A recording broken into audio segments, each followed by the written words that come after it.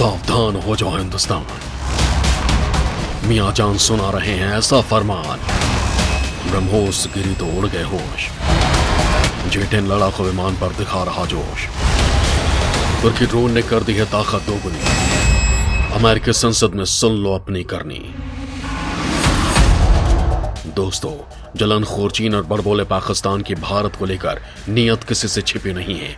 सारी दुनिया जानती है कि भारत के खिलाफ साजिश रचने में ये दोनों कोई कोर कसर नहीं छोड़ना चाहते हैं। यही नहीं, भारत के खिलाफ अपनी सैन्य ताकत को भी दोनों देश लगातार बढ़ा रहे हैं। एक बार फिर पाकिस्तान ने कुछ ऐसा किया है जिसे सुनकर आपके माथे पर बल पड़ जाएगा, आपकी चिंताएं बढ़ जाएंगी और आप भारत की सुरक्षा को लेकर सोचने पर मजबूर हो जाएंगे। दोस्तों, आखिर पाकिस्तान ने ऐसा क्या कर लिया है कि भारत की सुरक्षा को खतरा पैदा हो गया है, वो मैं आज आपको इस वीडियो में बताऊंगा। आपको पाकिस्तान की नई सैन्य ताकत से अवगत कराऊंगा, लेकिन उससे पहले आपको बता दूं कि भारत के एक छोटी सी चूक से ही पाकिस्तान की पैंट गीली हो गई है। उसे दिन में तारे नजर आने लगे हैं और डर के मारे उसके चेहरे की हवाएं उड़ गई हैं। उसे समझ में नहीं आ रहा कि अगर असल में भारत के यह अचूक ब्रह्मास्त्र अपनी पूरी क्षमता के साथ उसके ऊपर गिर जाता तो उसका क्या होता। विनाश के इस मंजर की कल्पना करके ही उसकी नींद उड़ गई है। 2 दिन तक खौफ के साए में रहने के बाद अब पाकिस्तान भारत को गीदड़ भभकी दे रहा है। दरअसल भारत का सुपरसोनिक मिसाइल टेस्टिंग के दौरान गलती से पाक की सीमा में गिर गया था, जिसके बाद वहां हड़कंप मच गया। पाकिस्तान को लग रहा था कि उसके ऊपर हमला कर दिया गया है, लेकिन अब भारत सरकार ने तस्वीर साफ कर दी है। एक बयान में रक्षा मंत्रालय ने कहा कि यह पता चला है कि भारत की एक मिसाइल पाकिस्तान के एक इलाके में गिरी। इस घटना पर हमें बेहद खेद है, लेकिन राहत की बात यह है कि हादसे में किसी की जान नहीं गई। यह घटना बेहद गंभीर है, इसलिए एक high level court of inquiry के आदेश दे दिए गए हैं। भारत ने बताया कि मिसाइल हरियाणा के सिरसा से लॉन्च की गई और यह सूरतगढ़ के रास्ते पाकिस्तान में शाम 6:43 पर दाखिल हुई। लगभग 6:50 पर मिसाइल मियां चुन्ने शहर के पास गिर गई। पाकिस्तान का दावा है कि मिसाइल करीब 40,000 फीट की ऊंचाई पर आवाज से 3 गुना ज्यादा रफ्तार से उड़ते हुए उनके एरोस्पेस में 100 किलोमीटर से ज्यादा भीतर घुस गई। गनीमत रही कि मिसाइल पर कोई वॉरहेड नहीं लगा था। इस घटना के बाद पाकिस्तान ने शुक्रवार को इस्लामाबाद में भारतीय दूत को तलब कर कड़ा विरोध जताया। पाकिस्तान के अनुसार उसके एरोस्पेस को उल्लंघन की जांच होनी चाहिए। पाकिस्तान की सरकार ने कहा कि ऐसे हादसे से यात्री विमानों और नागरिकों की जान को खतरा हो सकता था, लिहाजा ऐसे लापरवाही के नतीजों को ध्यान से रखा जाना चाहिए और ऐसे कदम उठाए जाने चाहिए जिससे भविष्य में ऐसी घटना दोबारा न हो। दोस्तों, यहाँ आपको ये बता दूं कि ऐसा माना जा रहा है कि जो मिसाइल पाकिस्तान की सीमा में गिरी वो भारत की अचूक ब्रह्मोस मिसाइल है, जिसका नाम सुनकर ही दुश्मन के होश उड़ जाते हैं। दोस्तों, भारत के इन्हीं अचूक मिसाइलों से डरकर पाकिस्तान अपनी सैन्य शक्ति मजबूत कर रहा है।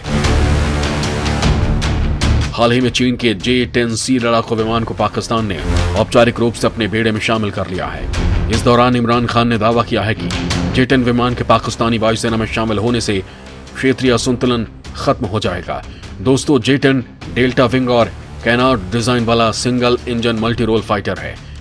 J-10 में 11 हाई पॉइंट, एक active electronically scanned array radar और एक 23 mm की गन लगाई गई है।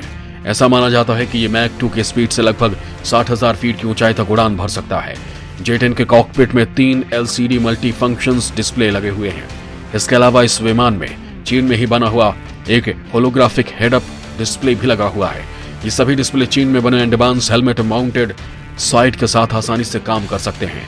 चीनी अधिकारियों के मुताबिक J-10 में चीन में डिजाइन किए गए multi mode fire control radar का इस्तेमाल किया गया है। इस विमान में प्लानर एरे एंटीना लगा हुआ है जो एक साथ 10 लक्ष्यों को ट्रैक करने में सक्षम है। J-10 को पावर देने के लिए इसमें AL-31FN टर्बोफैन इंजन का इस्तेमाल किया गया है। दोस्तों, वर्तमान में चीनी वायुसेना और नौसेना में J-10 के कुल 488 यूनिट ऑपरेशनल हैं। चीन ने इस विमान को पहली बार 2005 में लॉन्च किया था। चीन के J-10 लड़ाकू विमान को इजराइल के IAI लवी को कॉपी करके तैयार किया है। इजराइल ने लवी लड़ाकू विमान को बनाने का प्रोजेक्ट आज से 34 साल पहले ही बंद कर दिया था। J-10 चीनी वायुसेना में मौजूद सबसे अधिक संख्या वाला लड़ाकू विमान भी है। ऐसे में इजरायली कबाड़ को खरीदने के बाद पाकिस्तान के बयानों को उसका बड़बोलापन माना जा सकता है। दोस्तों, पाकिस्तान अपने इसी विमान से भारत के राफेल का मुकाबला करना चाहता है। इमरान खान कई बार भारत के राफेल को लेकर आक्रामक बयान दे चुके हैं। दोस्तों, यहाँ आपको राफेल की कुछ खूबी बता देता हूँ। भारत का राफेल 4.4 जनरेशन का मल्टी रोल मल्टी मिशन लड़ाकू विमान है। राफेल में भारत की जरूरतों के हिसाब से बदलाव किया गया है। राफेल की रेंज 3700 किलोमीटर है। ये लड़ाकू विमान अपने साथ अलग अलग तरह की कई मिसाइलों को लेकर उड़ान भर सकता है। राफेल की लंबाई 15.30 मीटर और ऊंचाई 5.30 मीटर है। राफेल का विंग स्पाइन सिर्फ 10.90 मीटर है, जो इसे पहाड़ी इलाकों में उड़ने के लिए आदर्श एयरक्राफ्ट बनाता है। राफेल इलेक्ट्रॉनिक वॉरफेयर टेक्नोलॉजी के हिसाब से दुनिया में सर्वोत्तम लड़ाकू विमान है।